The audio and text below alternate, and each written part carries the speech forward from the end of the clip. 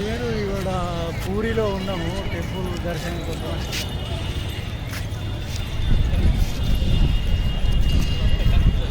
4 రోజులే కానీ అచ్చుడికి 2 రోజులు, పోవుడికి 2 రోజులు అన్నట్టున్నారు.